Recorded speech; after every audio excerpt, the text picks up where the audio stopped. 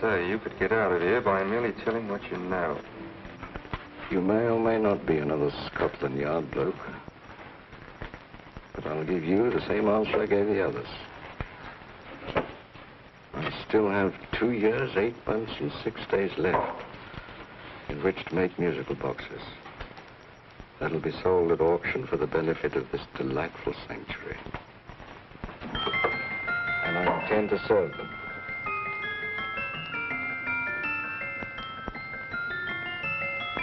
Move along. And now we come to the next object on our list, or I should say objects, because there are 3 of them. Now, ladies and gentlemen, these can be bought together or separately. Now, these beautiful little musical boxes only arrived this morning, and I didn't intend to put them on the auction block until later, but I'm going to sell them now. So, good friends, as our old pal Mark Antony used to say, lend me your ears. And what do you hear? Right. The beautiful tinkle-tinkle of a musical box. What a lovely trinket. What a beautiful gift. Created and made by loving hands. A thing of beauty and utility. Now, who's going to start with £5? It's a bargain with £5. Do I see any hands? If there's a connoisseur in the house, will go £3 for it. £2. £1. 10 shillings. Thank you, sir. Ladies and gentlemen, 10 shillings is offered for a musical box you couldn't buy anywhere in London for less than £5. It'd be stealing to let it go for 10 shillings. Like taking milk from a baby. All right, we start it for 10 shillings. 10 shillings, 10 shillings is offered, 10 shillings is offered, 10 shillings is offered. Will anybody give me £1? Will give me £1? Oh, won't someone give me £1? £1 is offered, £1 is offered, ladies and gentlemen, £1 is offered. It's against you, sir. Will you go to £2? We go to £2, sir. £2. £2 is offered. £2 is offered. Going once, twice, third and the last call. Sold to the gentleman for £2. Sorry, my dear. Now, ladies and gentlemen, comes the opportunity to purchase an exact duplicate of the beautiful little musical box just bought by this gentleman for the ridiculous low price of £2. Now, it's exactly the same. Exactly the same. Made with the same hands. You hear that? Isn't that lovely? That tinkle, tinkle, tinkle, tinkle. Sounds like Bow Bells to me, you know, with little angels pulling on the ropes, eh? Who'll give me £2 for it? Who's starting with £2? Will anybody start with £2? Oh, come, ladies and gentlemen.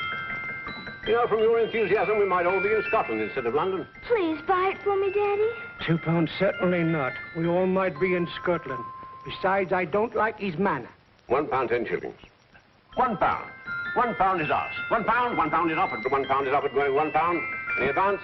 Going once, going twice, the third and the last call. Sold to the lady for £1. Smart bidding, my dear. Thank you. We come to the third and last of these beautiful little musical boxes. Exactly the same. Tinkle, tinkle. Isn't that lovely? Ladies and gentlemen, I don't bring you here to gull you and swindle you. This is the exact replica of those 2 I just sold before.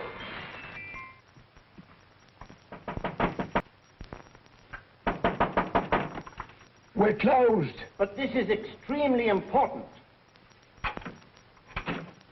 Come in, sir, come in. I'm sorry to disturb you, but I was unfortunately delayed from arriving in time to bid on certain articles which I was rather anxious to obtain. Or perhaps they weren't sold, sir. We are carrying several things over. What might the articles be, sir? 3 identical musical boxes, about so large. Oh, I'm sorry, sir, but they were sold. Pity you weren't here to bid on them. They didn't bring anything like the real value. I'm most anxious to obtain them. I wonder if your records would show who the purchasers were. Oh, we don't usually give out that information, sir. For certain, shall we say, sentimental reasons, I'm most anxious to get in touch with the purchasers. I'd be willing to pay, shall we say, £5. Well, for certain sentimental reasons, sir, we'd be very happy to oblige. Alfred, today's sale. The 3 musical boxes. Musical boxes, oh. Ah, here we are. The first purchased for £2 from Mr. Julian Emery, 52 Portman Square. Write these addresses down, Alfred. Yes, sir. Second didn't leave any name. Oh, how unfortunate. I think she's a dealer. You see, they don't like us to know where the things are going. On account of the profits. You say the second purchaser was a woman. Can you give me a description of her? Oh, she was a young woman. Fairly tall, slender. A light complexion and dark hair, and she was wearing A grey suit, don't you remember? That's right. She probably runs a gift shop. She paid £1. You say she comes here fairly frequently? No, I didn't say so. But she does, sir. Like as not, she'll come in on Thursday. We have sales on Mondays and Thursdays. Oh. And the third box? The third, Mr. William Kilgore, 143B Hampton Way. For 10 shillings. Quite a drop from £2. Mr. Kilgore was a Scotchman. Thank you. You've been most helpful. Oh, thank you, sir. And any time you're passing, dropping, we always have lovely things for sale. Our card, sir? Thank you. I'll be back Thursday.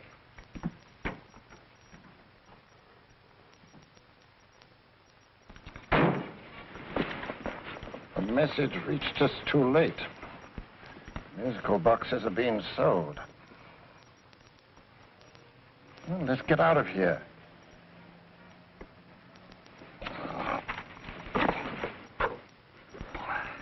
Someday you'll go too far.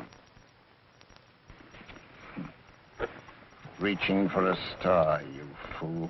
Yet a fool may touch a star, Colonel Cavanaugh, if he but reach high enough.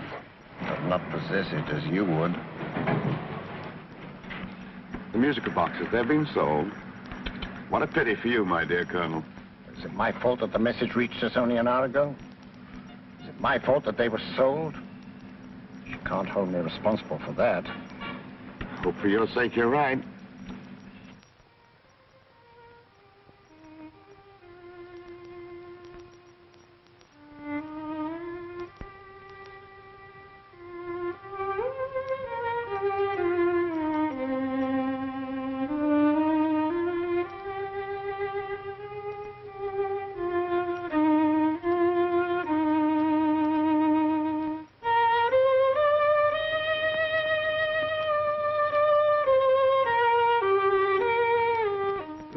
Upon you tonight at 7:45, a gentleman who desires to consult you upon a matter of the very deepest moment.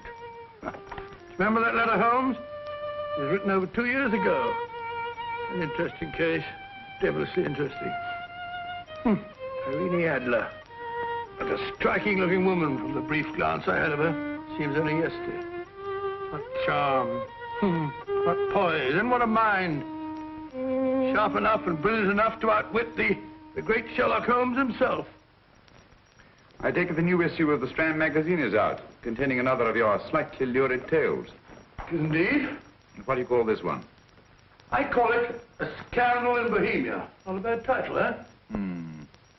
If you must record my exploits, I do wish you'd put less emphasis on the melodramatic and more on the intellectual issues involved. What do you mean by that? Well, I do hope you've given the woman a soul. She had one, you know. By the woman, I suppose you mean Irene Adler. Yes.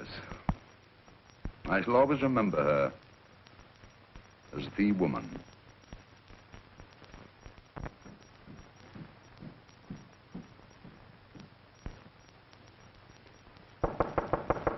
Come in. I think. Stepper, old boy, how are you? How are you, old boy? I haven't seen you for years. I want you to meet my old friend Sherlock Holmes. Holmes, this is Stinky.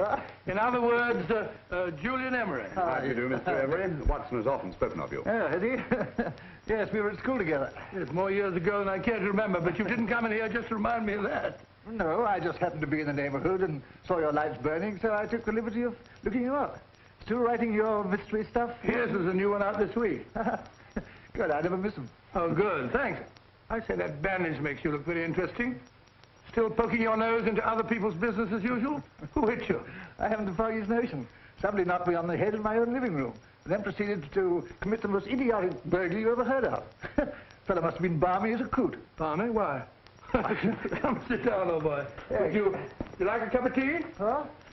Oh, all right. I'll go and tell Mrs. Hudson about it. Why do you say the robbery was idiotic, Mr. Emery? Oh, simply from the fact that with about £5,000 worth of musical boxes in my living room, the thief, who I caught in the act, made off with one that isn't even worth £5. I gather you're a collector of musical boxes. Yes, I have indeed. Some of them very beautiful, but not the one that was stolen. The thief evidently grabbed the first thing that came to his hand when he heard me coming into the room. Still, it's rather odd, isn't it, that having disposed of you, he didn't pick up something more valuable. Was there anything unusual about the stolen box? No, nothing at all. No, I picked it up in the south of France, several years ago. You say you have many valuable music boxes. And yet the thief made off with one that isn't worth £5. Sounds like rather an intriguing little problem. Yes, well, I take it that he was just an ordinary petty thief and didn't know the value. That is a possible explanation, and yet I venture to say that the average petty thief has a more extensive knowledge of the value of objets d'art than the average collector. Well, anyway, that's gotten the odds theory. They didn't get very excited about it. That's consistent anyway. I wonder if I might see your collection, Mr. Emery. Oh, of course you could, yes. Nothing a collector likes more than showing off his trophies. When will it suit you? No time like the present. Good. My place is just round in Portman Square. Shall we? Yes, right. Hello? Where are you going? Stinky hasn't had his tea yet. Oh, I'm sorry. We're going round to my place, where I'm going to give you something better than tea. Now, this one was made for Louis XV, and is one of the very few still in existence from that period. And a particularly fine specimen at that. Charming, isn't it? Quite. They all sound to me like a lot of mice running about on a tin roof. I'm afraid you have no ear for music, Watson. Give me a good old band playing a rousing march. You have all those silly little tweets.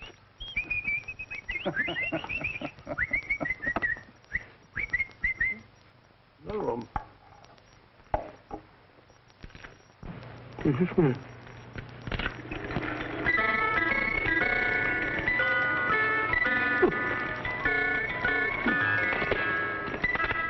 Stupid thing. Singing rabbit. What would you say offhand is the value of a box like that, Mr. Emery? Well, it's hard to say offhand, but I think we'll bring about £500 or £600 today. It's the gem of my collection. Yet a thief who steals an oddity like a musical box passes up one worth £500 for one of almost no value at all. Odd. Very odd.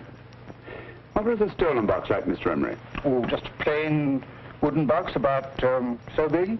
As a matter of fact, I have one over here almost exactly like it. I picked this up yesterday at an auction room in Knightsbridge. Paid only £2 for it. Of course, I wouldn't in the ordinary way add one like this to my collection, but the tune intrigued me. I'd never heard it before.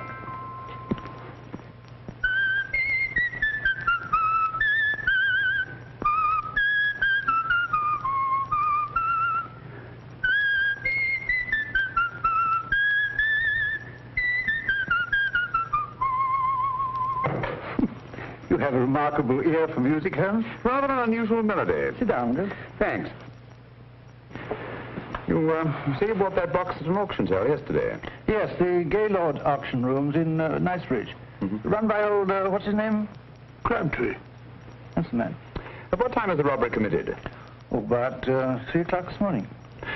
You know, Mr. Emery, that box and the robbery might well be cause and effect, especially since you say that the stolen box outwardly resembles this one a great deal. And Scotland Yard were not particularly interested, eh? Oh, yes, but I wouldn't blame them for that, especially as I told them I was quite unable to describe the thief, except, of course, for the fact that it was definitely a man. All you remember is that you came in here and someone struck you on the head. Yes, and the next thing I knew, my man was trying to revive me. It might be wise for you to put that box away somewhere and lock it up. Oh, I don't think that's necessary. Besides, everything's insured. Well, at least if any further attempts at robbery are made, I'd suggest that you call the police, rather than running into any personal danger. Oh, come, Holmes, aren't you being a bit of an alarmist? Possibly. Well, Mr. Gray, old Stinky. Seems to me you are making rather a mountain out of a molehill. Molehill is the word, old boy, and it's time you were in bed. Thanks so much for letting us see your place. How's this? Been glad meeting you. Holmes, I can't understand why you were so mysterious. Seems to me that petty thief explanation was the only sensible one. Really? I can't see how you can believe it was anything else. I didn't say I believed it to be anything else. The petty thief theory is the obvious one, I grant you. However, it's often a mistake to accept something as true merely because it's obvious. The truth is only arrived at by the painstaking process of eliminating the untrue. We are not able to do that in this case without further data. Rubbish, you're pulling my leg. You're trying to turn a A couple of halfpenny robbery into an international plot. No, I'm not. I just hope that your friend Stinky is a little more cautious in the future. Just in case.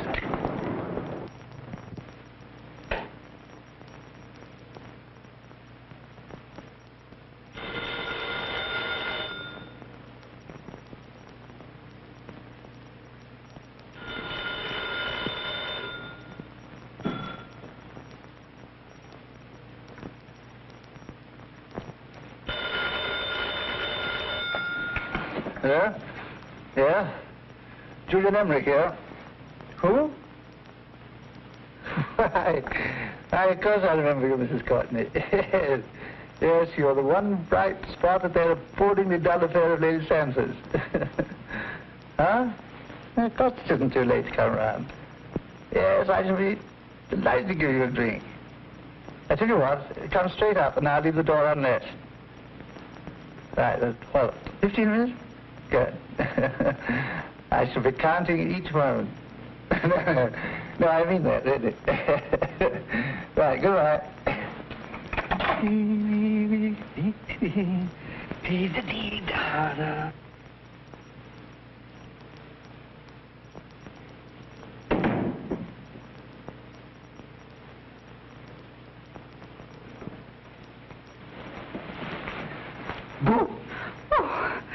You startled me. Did I? Yes. Must be the pixie in me. I know I shouldn't have called you so late, but I was at a party just around the corner, and I remembered your invitation to see your collection of musical boxes. My dear Mrs. Courtney, the pleasure is all the greater for being so unexpected. My friends called me Hilda. Thanks. Mine called me Stinky. Stinky, how quaint. Oh, what a perfectly wonderful collection of musical boxes. You know, when you told me you had a collection, I had no idea it was so attractive. Yes. They appeal to the ear as well as to the eye. Oh, what a plain little one. Why, it looks just like a country cousin amid all this grandeur. No. You mustn't underestimate the country cousin. Only last night a burglar broke in here, and with all these to choose from, went off with one very much like it. Really? Yes, I don't mind the loss of the box so much, but I do resent this crack on the skull. But it makes you look so interesting. Oh, do you think so? It's funny, that's what old Fatso said. Fatso? I mean, Dr. Watson. He was here this evening with a friend, Mr. Holmes. He's interested in my collection, too. Sherlock Holmes? Yes. Do you know him? I've heard of him. Yes, he seems to think I'm in some sort of danger. What a haunting tune. It takes me right back to my childhood. Really? Do you know, it's odd that you should be interested in that particular musical box. Odd? Why? Because Mr. Holmes is also interested in it. You may have been more interested in the tune than in the box. I guess, yes, that's right. I remember now. He whistled it note for note, having heard it only once. Really? He must be a remarkable man. Bit of an alarmist, if you ask me. Don't you believe in warnings? Of course not. Who'd want a box like that? I would. You're not serious. Oh, but I am. Well, you put me in a very awkward position. I'm a collector, you know. And the collector buys but never sells. But if the price were high enough... The price has nothing to do with it. It's the principle of the thing. Yes, well, we haven't had our drink. No, thanks. I must be getting along. Must you really? I'm afraid so.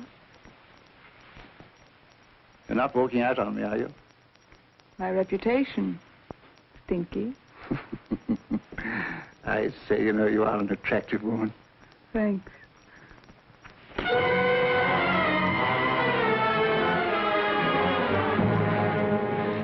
You fool. I told you to wait outside.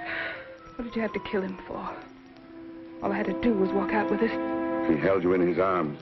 Don't touch him. Don't touch anything. Now get out. I'm sorry. You're sorry. What about me? This is murder. What about Scotland Yard? What about Sherlock Holmes? Now get out!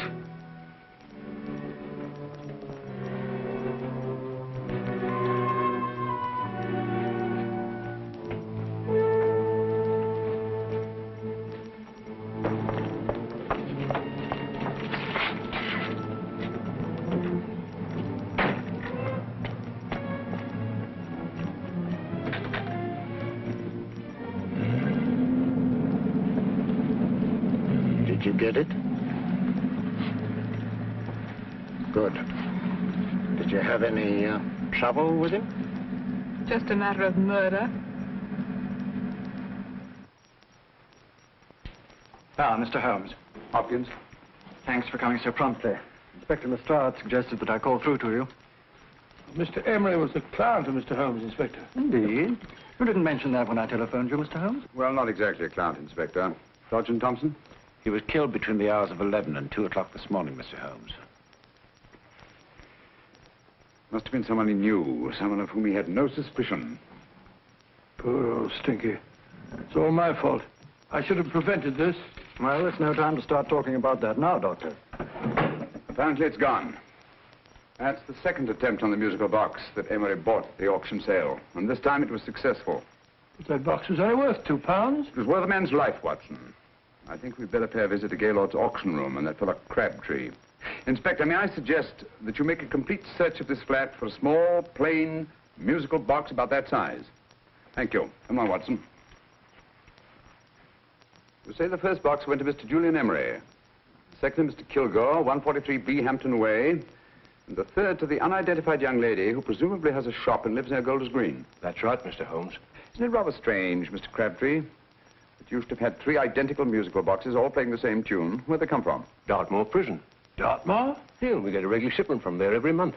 The inmates manufacture them. Well, they make all kinds of things, you know, pipe racks, waste paper baskets, musical boxes. Did you happen to notice if anyone showed any particular interest during the auction in the purchasers of these 3 boxes? Oh, come now, Mr. Crabtree. This is very literally a matter of life and death. Well, since you put it that way, Mr. Holmes, there was a gentleman came in here about an hour after closing time, and he was in an awful state, he was. He gave me £5 to tell him where the boxes had gone to. He said they had a sentimental value for him, sir. Expensive sentiment. Can you describe him? He was tall, distinguished looking, and he had grey hair and a moustache. He was quite a gentleman, sir. What was his reaction when you were unable to supply him with the address of the young lady who owned the shop? I told him the young lady usually come back on Thursday. He said he'd come back on Thursday. Now, that's tomorrow. Thank you, Mr. Crabtree. You've been very helpful. Thank you. Come along, Watson. Where are we going now, Holmes? To the home of Mr. Kilgore, the man who bought the 3rd box.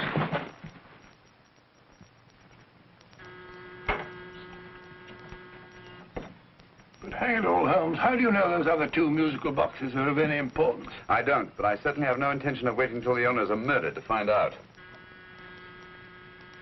No one at home. I hope that's the explanation. I'll have a look through this window.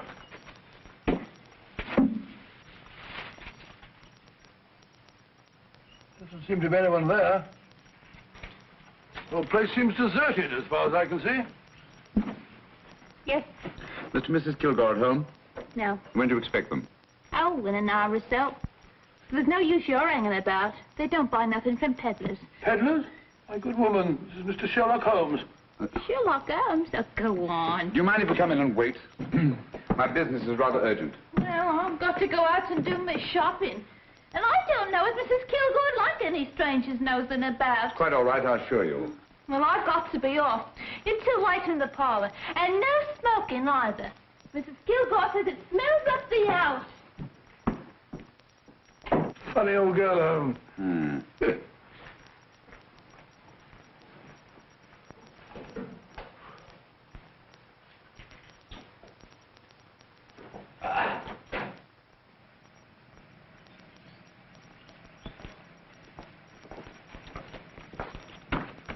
Park Lane. Park Lane? And what would the likes of you be doing in Park Lane? Now, don't worry about the fare, Ducky. If you know how to get to Park Lane, up it.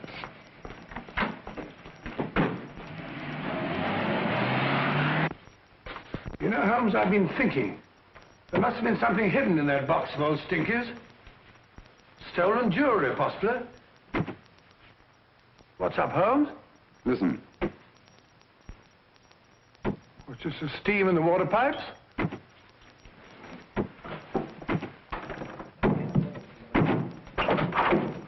Watson! Great Scott! Come on, Holmes. Get on the chair here. It's all right, my dear. There. Now, don't worry. It's all over. There you are, dear. Don't cry anymore. She tied me up and shut me in the cupboard. I know. She won't come back. Did you show her your new musical box? Yes, she said she wanted to hear it play, and as soon as I showed it to her, she grabbed hold of it. I know. Now, don't worry, nobody. We'll buy you a new musical box. Yes, my dear, the best one in London. Watson. Oh, what a fool I've been. What do you mean, Holmes? She took the musical box out of this house in that market basket, right under our very noses. Why could the Kilgore charwoman want to take the music box? She isn't the Kilgore charwoman. She's a consummate actress. An extremely clever, unscrupulous woman who will stop at nothing. Take care of the child, will you, Wolf, until her parents get back. Explain everything to them. Of course I will. But, Holmes, where are you going? Somewhere, somehow. I must get to the young lady who bought that third musical box before our opponents find out. I only hope that I won't be too late. Oh, no. No, darling, you mustn't cry anymore. Now, cheer up. Would you like to hear old Uncle make a noise like a duck?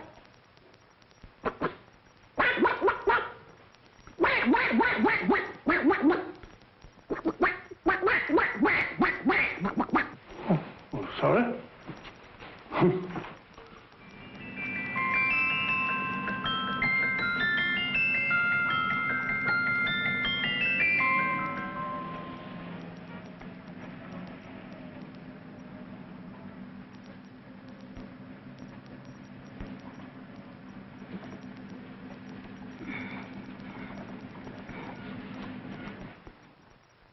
Now, ladies and gentlemen, how much am I offered for this beautiful lace Dresden china figurine?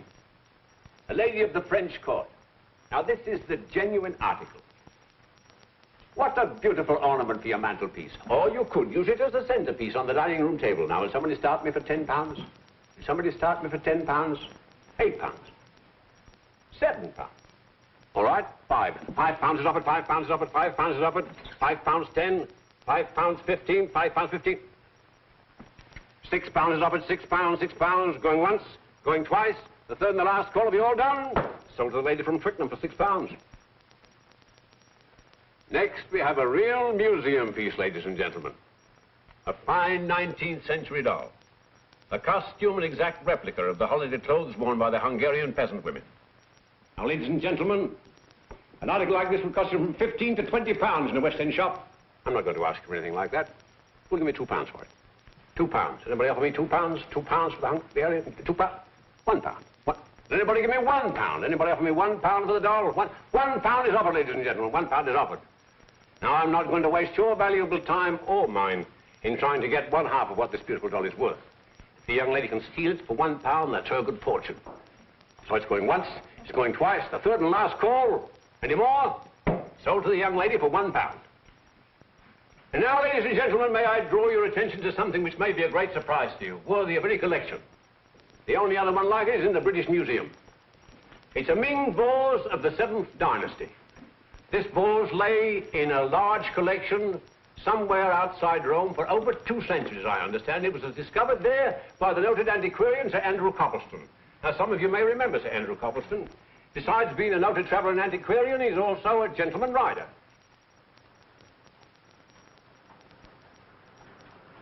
The girl with the parcel in her hands, that's her.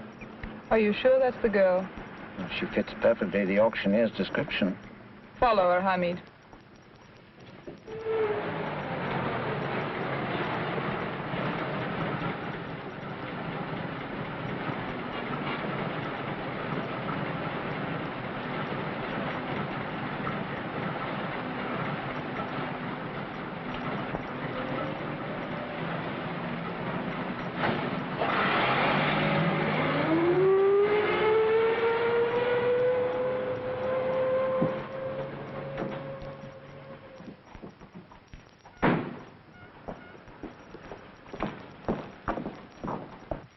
Lovely, dear. And only £1. We can get at least 3 for it. Easily. I'll go make some tea. I could do with a cup. Right.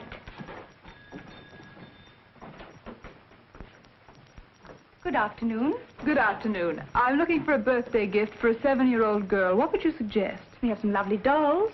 Now, this Hungarian I think she has enough dolls already. Books are always welcome. Well, I'm looking for something a little different. Well, that's rather cute. What is it? Well, that's a musical box. Children always love them. And this is an exceptionally nice one. It plays many tunes.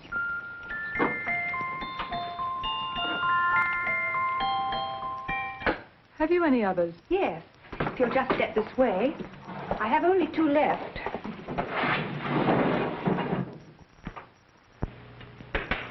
How nice.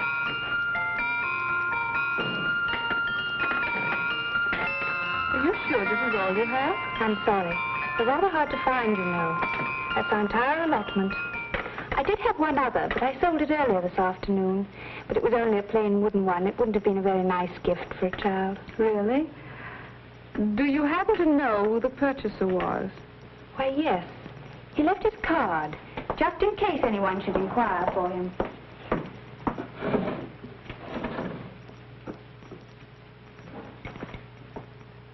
How interesting.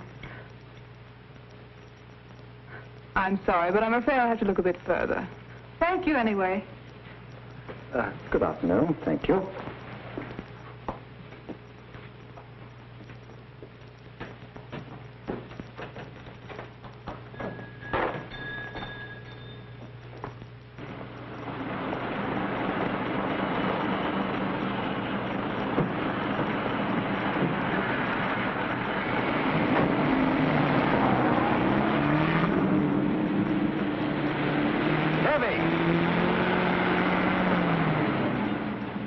All of that cab. Here, now, what? Scotland Yard. Hop in.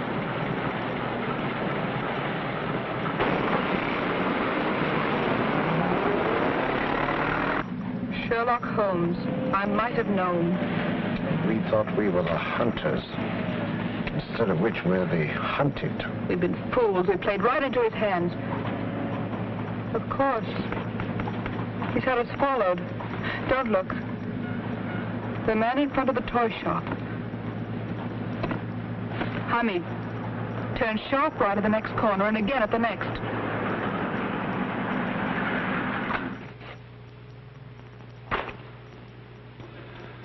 No photograph of her, Commissioner, as I expected. She's not a known criminal. But how do you expect to know if you do find her? After all, she was disguised as a charwoman. Don't worry, old fellow. If I ever see her again, I'll recognize her. Well, it won't be long till we know who they are and from where they operate. Who's covering them?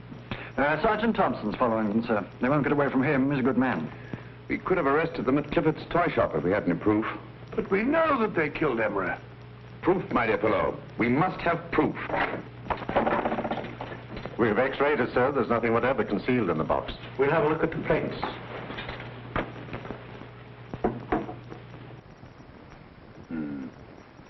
There must be some clue.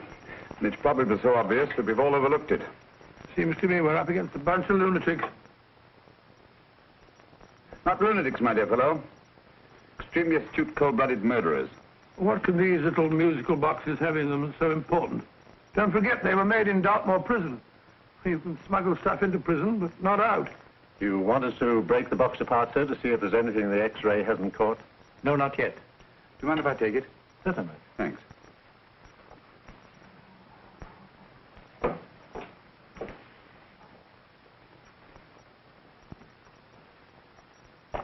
The governor of Dartmoor Prison informed us, sir, in answer to Mr. Holmes' question, that all 3 musical boxes were made by the same convict, John Davidson, serving a 7-year term, sir. Davidson? The Bank of England plate. That'll be all. Yes, sir. Now we're getting somewhere. Wait a minute. How did you know about the plates, Mr. Holmes? I'm a student of crime, Inspector. I make it my business to know about such things. And when the name of Davidson was mentioned... Well, who is this fellow Davidson? As long as Mr. Holmes seems to know all about it already, I suppose there's no harm in telling you. 2 years ago in London, there occurred a robbery of such tremendous importance, although the stolen articles themselves have no intrinsic value whatsoever, that the Home Secretary was instrumental in seeing that not a word of it appeared in any newspaper. But you never told me anything about this, Holmes. You were away at the time. Articles of no intrinsic value and yet of such importance? I don't understand. Davidson was apprehended within 15 minutes of committing the theft. But by that time, He'd hidden the articles in question, and they've yet to be found. Before going further, Dr. Watson, I must inform you that this matter is not to be mentioned outside of this room. Of course not. Do I look like a man who'd gossip? Let's not go into that now, old fellow, shall we? Davidson had been employed for years in a position of extreme trust by the engravings department of the Bank of England. The articles he stole were nothing less than the complete duplicate set of plates for printing £5 notes. What? The Bank of England's own plates? Precisely. And with those plates, a gang of crooks could flood England with £5 notes, not forged in the usual sense of the word, but notes undetectable from genuine Bank of England notes in any way whatsoever. Good heavens.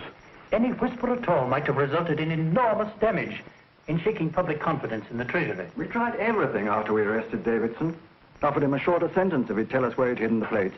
Why, we even put in Scotland Yard men with him as cellmates, but no result. Obviously, Davidson is a man of strong character and infinite patience.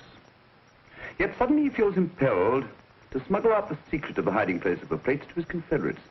Why? I don't understand, Mr. Holmes. Well, for example, has the Bank of England made any plans to radically change the design of the £5 note so that in, say, 7 years from now, notes made from the stolen plates would be worthless?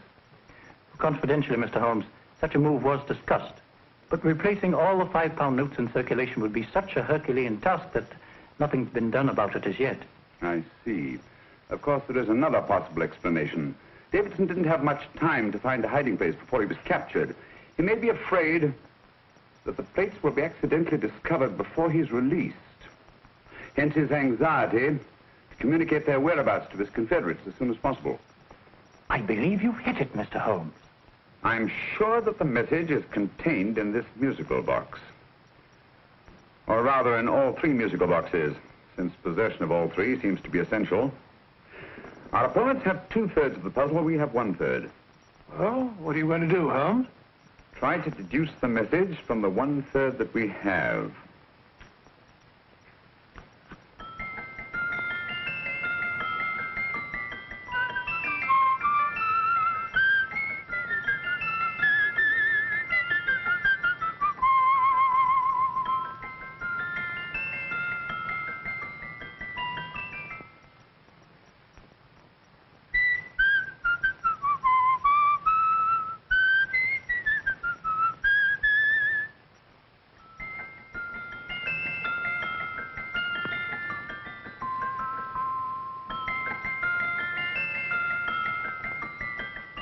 It's the same tune as the one played by Emery's musical box. And yet it's different. Sounds the same to me. The tune. Somehow the tune is the key to the mystery. It must be the tune. Otherwise, why use 3 musical boxes to convey the message? Why not collar boxes or shoe boxes? Yes? It's for you, Inspector. Oh, thank you, sir. Inspector Hopkins speaking. What? Where? Golders Green Station reports they've just found Sergeant Thompson's body. From the tire marks on his clothes, he was apparently run over by a taxi. What an unfortunate accident. Not an accident, my dear fellow. I'm afraid it's murder.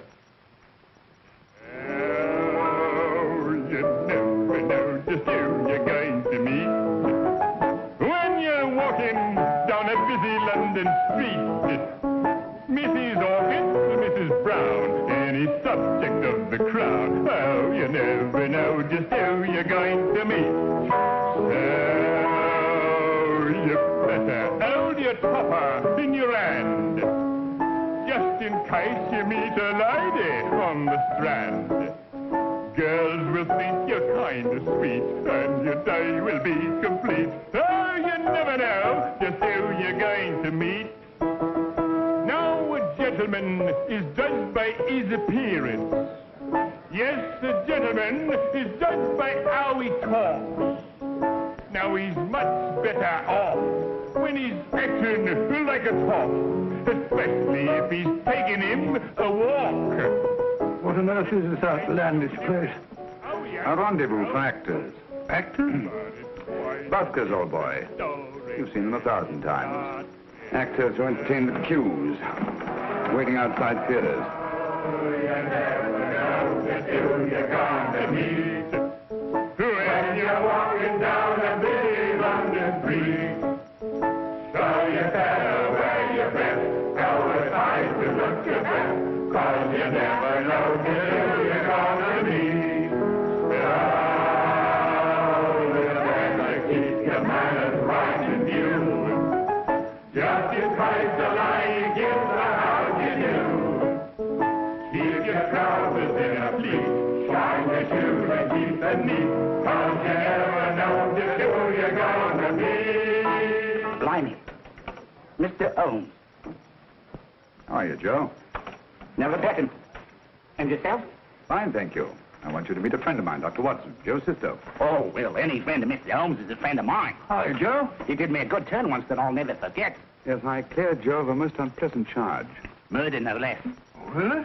By proving to the satisfaction of the police that he was busy at the time blowing open someone's safe. That's right, Governor. Good gracious me. Joe, now you can help me. Come on, buzz off, buzz off. Come on, off it, off it. Can't a gentleman have some peace and quiet around here? And you too. There you are, Mr. Holmes. Now we can have some peace and quiet around here. Thank you, Joe. There's £5 in this for you. Well, I wouldn't want to take it on myself, sir, but I can get somebody to do it for you for half of that. You don't know what the job is yet. For £5?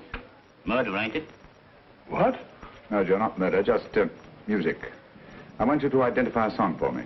Oh, there ain't a song that's been written that I don't know. That's why I came to you. Of course, the violin is more my instrument, but, oh, well, here we go. Now listen to this, Joe.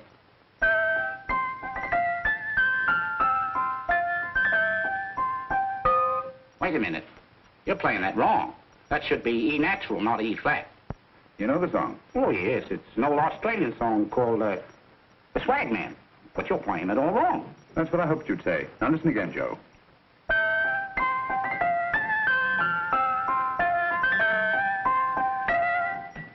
That's the same tune, all right.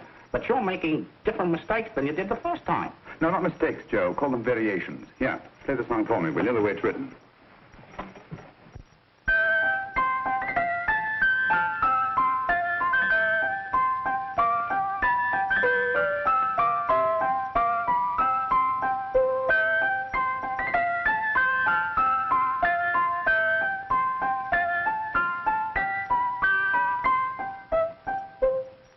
There you are. Thank you, Joe. What's it mean, Holmes? You onto something? Perhaps. I don't know yet. It's probably a code of some sort. Joe? Could you write the song down for me? The way it was originally written? Oh, sure, Mr. Holmes. But it'll take a few minutes. Here, Mabel. Pale ale. Come on, off to it. Along with it.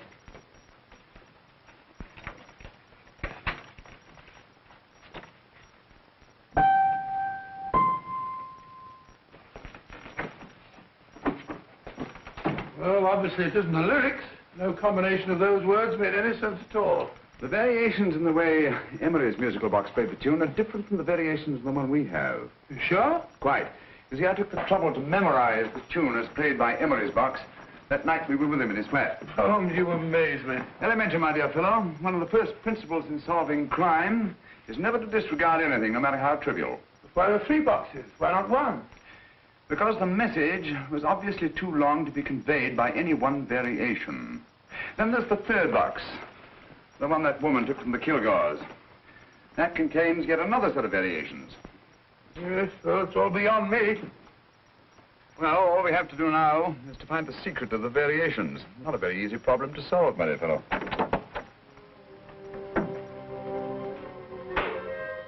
Hello.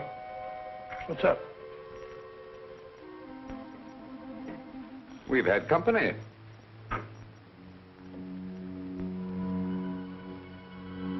I say, this is outrageous. Ask Mrs. Hudson to come in here, will you? Right.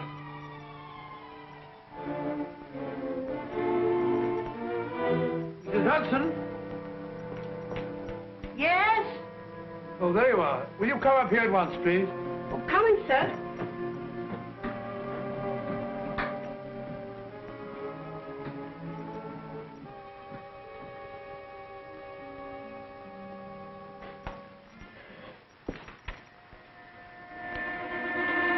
Mercy me, Mr. Holmes. What has happened? Who called while we were out, Mrs. Hudson?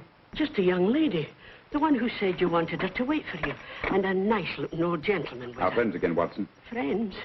What did the young lady look like? Oh, I couldn't see her face. She had a heavy black veil on. But she had such a nice way with her. Oh, I'm sorry, Mr. Holmes, if I've done anything wrong. But you did say I should always let clients come in and wait for you. Don't worry, Mrs. Hudson, don't worry. You had no way of knowing. It's quite all right, quite all right. Now, don't worry, Mrs. Hudson. Don't worry.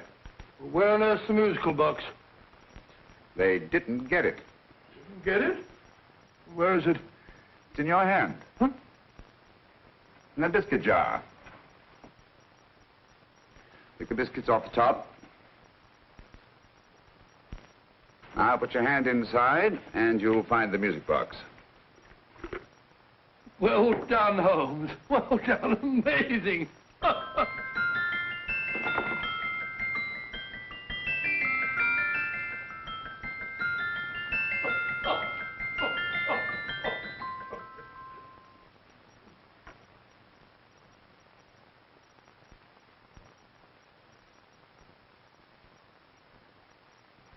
Whew. Nice fresh smell. Like a pub after closing time.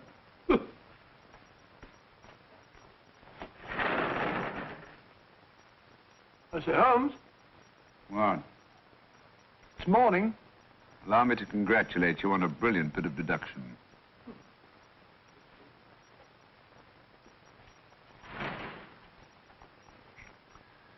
It's not a transposition, not a polygraph transposition, not a trigraph, nor any known form of decoding. How about the Morse code? Have you tried that? Yes, at about 3 o'clock this morning. I'm sorry, old man. I was only trying to help.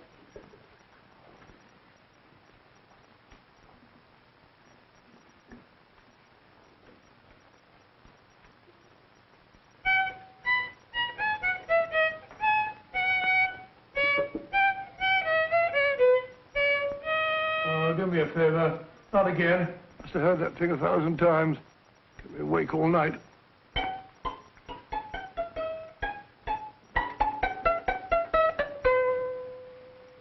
Not a very distinguished composition, I grant you. You know perfectly well I don't know one tune from the other. When I was a kid, my people tried to have me taught the piano. I've always felt sorry for that old teacher of mine. The poor old girl finally reached the point of numbering the keys. 4, 3, 4. Even then, I never progressed beyond... Numbering the keys, Watson. The 19th key of the keyboard is the 19th letter of the alphabet. S. Here. Write it down when I give it to you, old fellow, will you? First altered note. Write S first. Now, the 8th key is H. The 5th key, E. The 12th key, L. The 6th key, F. S-H-E-L-F. Shelf. Your piano lessons were not in vain, old fellow. You've solved it. Thank you. Thanks, Owen. Oh, Liz.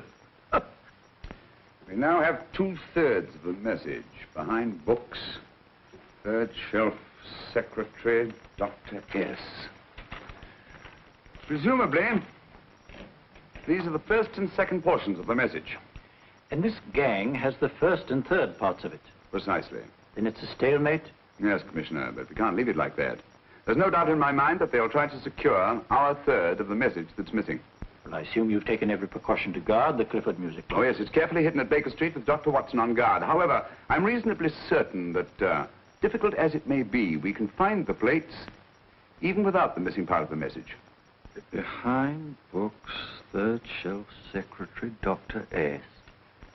Well, outside of the fact that Davidson hid the Bank of England plate somewhere in London, Mr. Holmes, I don't see that we've progressed at all. Allow me to point out to you, sir, the key words, Dr. S.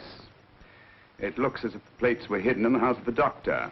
Whether S stands for his first or last initial remains to be determined by a process of elimination.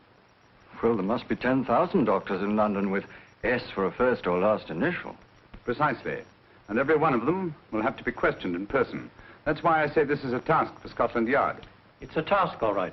But Scotland Yard has searched worse haystacks and found a needle. Well, for the time being, I'll leave the matter in your hands, gentlemen. We'll call you if and when we get a lead on our mysterious Dr. S.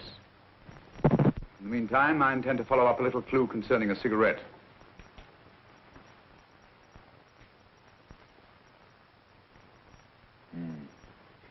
You're certain of the identification of the tobacco? Absolutely. I have made up this special blend for only 3 customers. It is almost pure Egyptian, with admixture of latakia for added body, and a pinch of perique. Merely a whisper, as one might say, for elusive fragrance. Yes, yes. And the 3 customers? Major Wilson in Bombay, India. Mrs. Catherine Leamington Smith in Ireland. Yes, and the 3rd? Mrs. Hilda Courtney of Park Mansions, Bryanston Square. Thank you. Thank you very much. You've been most helpful. It is a pleasure to have been of service, Mr. Holmes.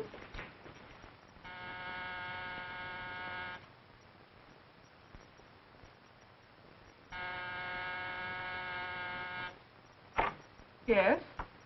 Mrs. Courtney? Yes. My name is Sherlock Holmes. Oh, do come in. Thank you. I've heard of you, of course, Mr. Holmes. I believe we have a mutual friend in Sir Edward Brookdale. He's spoken to me of you quite often. Indeed.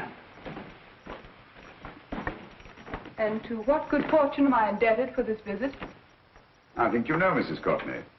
Well, I did get a summons for speeding last week. But outside of that, I don't think I'm of any interest to the police. Oh, come now, Mrs. Courtney. You seem to forget that you and I have met before. I'm sorry. I'm sure I would have remembered meeting the great Sherlock Holmes. Please sit down. Thank you. You say we met before. Yes. At the home of Mr. and Mrs. Kilgore, 143B Hampton Road. Kilgore? I don't think I know anyone of that name. Well, I didn't say you knew them. As a matter of fact, you called on them when they were out. I don't understand, Mr. Holmes. Really? And you were dressed rather differently. Indeed. Cigarette? Thank you.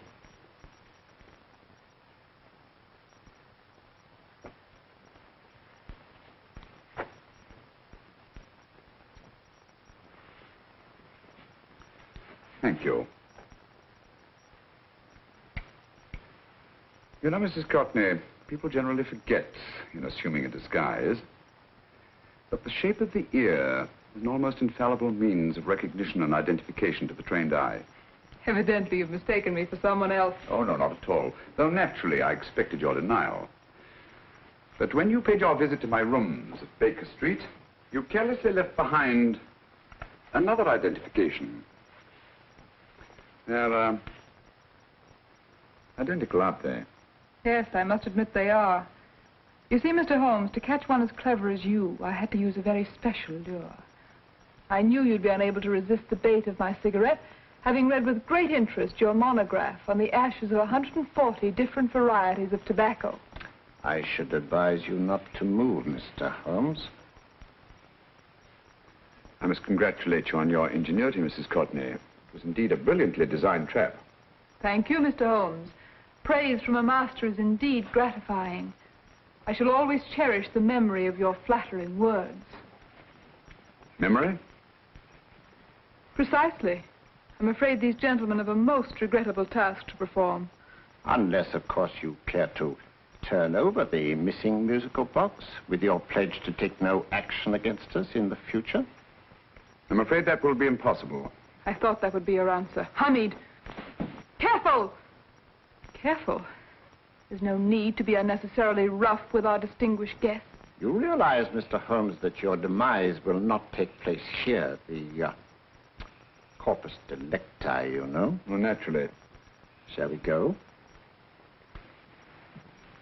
It's so fearfully awkward having a dead body lying about. Don't you agree, Mr. Holmes? Another dead body shouldn't weigh too heavily on your conscience, Mrs. Courtney.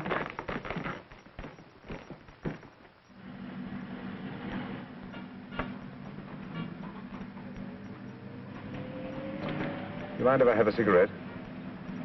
I don't see why not.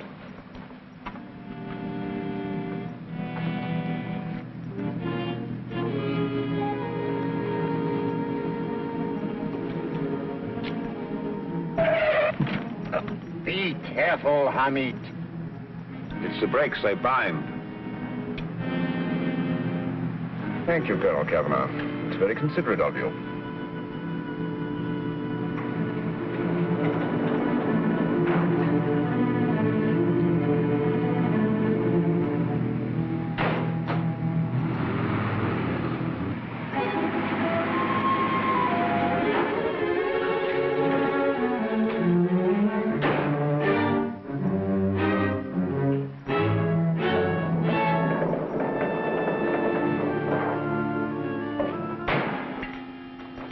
You'll be happy to know, Mr. Holmes, that your death will be a painless one. Hamid, attach this to the motor of the taxi.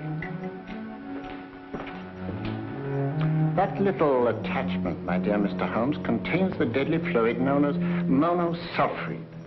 The Germans use it with gratifying results in removing their undesirables.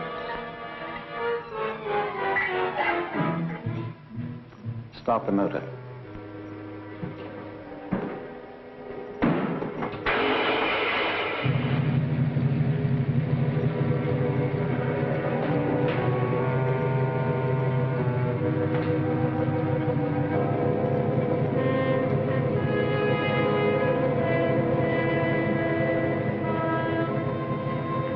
Tape his mouth.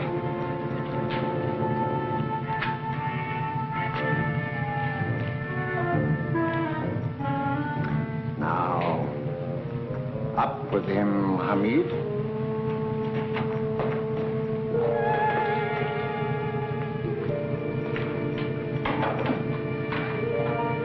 You find yourself like Muhammad's coffin, Mr. Holmes, suspended between heaven and earth. Plenty of fuel in the tank? Good. It would be too bad to have anything go wrong through so simple an oversight.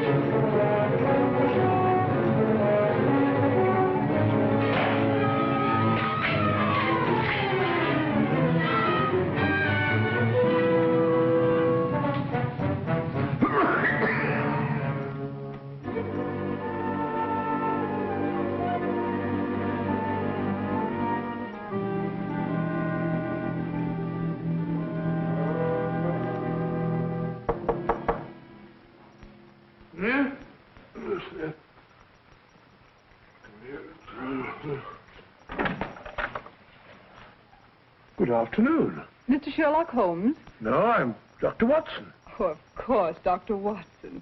How stupid of me. Oh, so, this is stupid of me. Won't you come in? Well, I really came to see Mr. Holmes. Oh, I'm afraid he's out. I don't know when he'll be back. Perhaps there's something I can do. Won't you sit down? Thank you. You know, Sherlock Holmes and I have been engaged on a great many cases. Oh, really? Yes, indeed. As a matter of fact, this very moment, we're involved in one of the most baffling... Oh, well, won't you tell me your trouble, and I may be able to help you. It's very kind of you, Dr. Watson. Perhaps if I wouldn't be imposing too much. Imposing? Oh, there's no imposition. No imposition at all. A pleasure, I assure you. Now, tell me all about it, Miss Williams. Mrs. Williams. I live in Surrey, Dr. Watson, and I've come up to London in sheer desperation. My only sister has disappeared, and the local police seem utterly unable to find her. Well, Holmes and I solved a case exactly like that once. Very interesting, as far as I remember. I call it the adventure of the solitary cyclist. Oh, sorry. Now I come to think of it, it wasn't so very similar. Entirely different. I don't think what I was saying. Where were we? She's only 17, Dr. Watson, and until she disappeared last Thursday, she seemed to be in the best of spirits.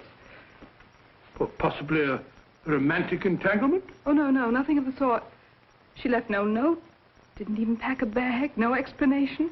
She just started to walk to the village from our house in broad daylight and simply vanished from the face of the earth. Oh, there.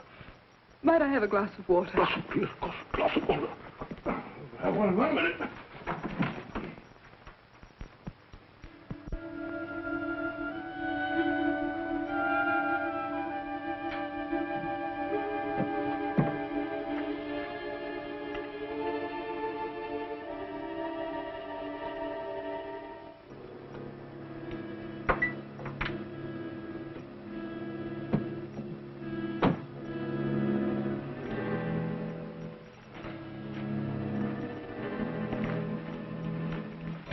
There you are, my dear. Thank you, Dr. Watson.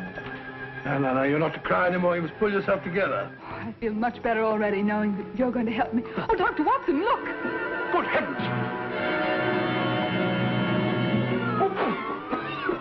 Get through the fire brigade, quickly!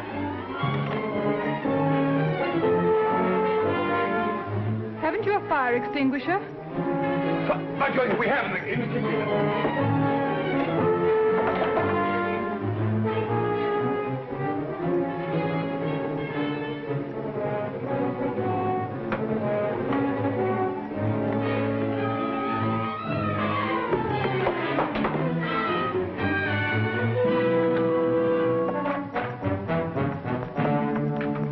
Don't you worry, Miss Williams. We'll have this thing out in no time.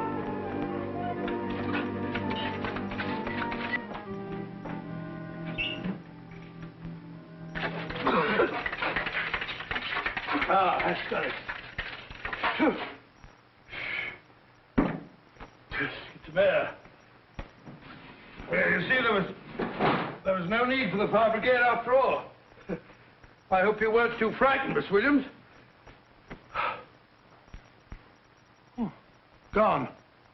That's the trouble with women. They always lose their heads in an emergency. Well...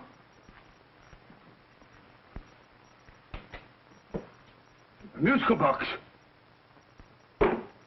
Great Scott! Miss Williams!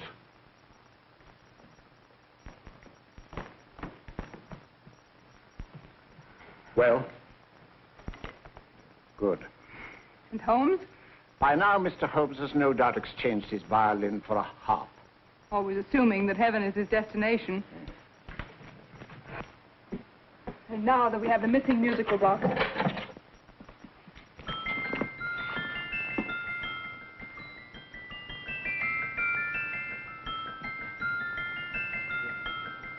Nineteenth note. 19th letter. Yes. He hasn't been there, you say? Holmes, where on earth have you been? I've been trying to get you at the club all over London. You're looking for me in the wrong places. Holmes, terrible things happened. I've been duped. That woman, she made a complete fool of me. Well, what do you mean? Well, she came here, let off a smoke bomb. I thought the whole place was on fire, and my first thought was to save the musical box. No need to say any more. She has the box. Yeah. Don't blame yourself too much, old fellow. She's an extremely clever antagonist. Smoke bomb, you said? Well, you can console yourself with the thought that your charming friend is at least a reader of yours. What do you mean? If I remember correctly, you wrote about my little experiment with smoke and the cry of fire in a story you entitled A Scandal in Bohemia, which has just appeared in the Strand magazine. All right, old boy. Don't rub it in. Well, it may cheer you up to know that you made a fool of me, too. That cigarette stub. It was planted here for one express purpose. You're going to bandaging around this place? Bandaging? What's the matter, Holmes? You hurt? Explanations will have to wait until later. At the moment, we're faced with a problem which I fear is insurmountable. Come over here, old boy, will you? Right. Our opponents are in possession of all three parts of the code. And here are we, while the Bank of England plates pass into their possession. Cheer up, old fellow, cheer up. As Dr. Samuel Johnson once said, there's no problem the mind of man can set that the mind of man cannot solve.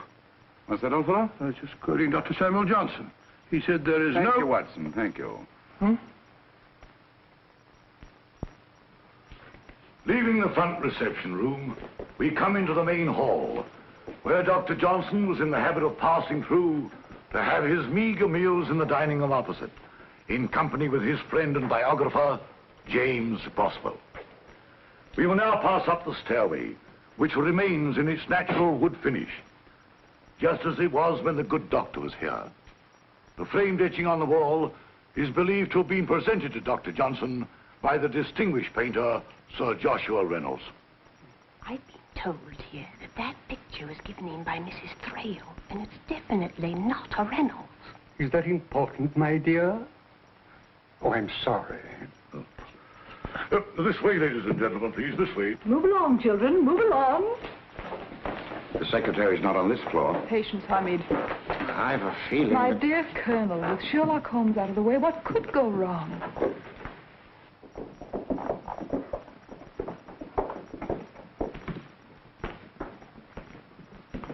And here we have the Garrett Library, in which Dr. Johnson wrote his famous dictionary, and in which you will see also many of the great man's books and other items of interest. Step forward, ladies and gentlemen, please, step forward. Standing in the corner is the secretary, which contains many of the original works by the literary genius. On this table, Dr. Johnson's cat, Hodge, used to sleep while his master worked. A strange thing about this cat, ladies and gentlemen, was its love of oysters. They do say that the dear doctor often went hungry to find the cat that delicacy. What a pity. Now we will visit the grain room, which is immediately below us, in which you will see the very bed in which Dr. Johnson died. What did he die of? Gout. Just gout. This way, ladies and gentlemen. Mind the steps, please.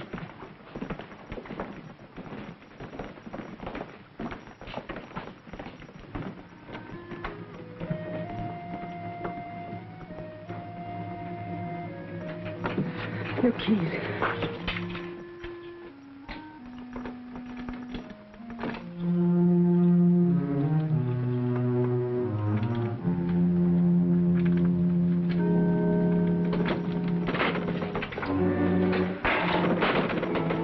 Third shelf up.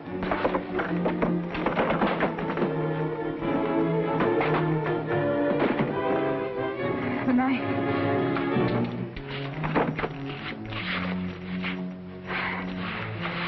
Gentlemen, the Bank of England plates.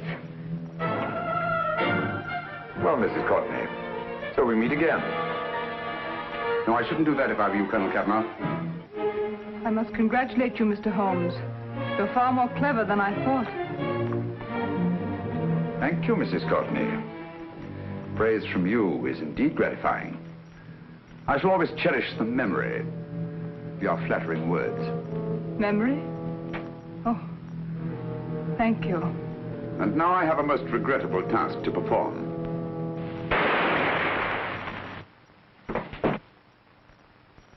Holmes! Coming, Holmes! Holmes!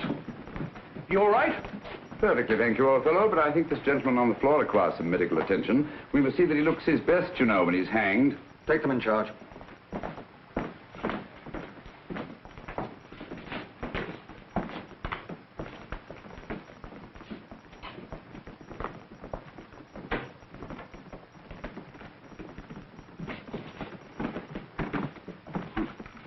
A brilliant antagonist. It's a pity her talents were so misdirected. Will you see that these plates are returned to the Bank of England, Inspector? I still don't understand how you solved it, Mr. Holmes. It's entirely due to Dr. Watson. He gave me the clue when he mentioned Dr. Samuel Johnson. Well, congratulations, Doctor. Oh, thank you, Inspector. I don't think I'd have done it entirely without Mr. Holmes's help, you know.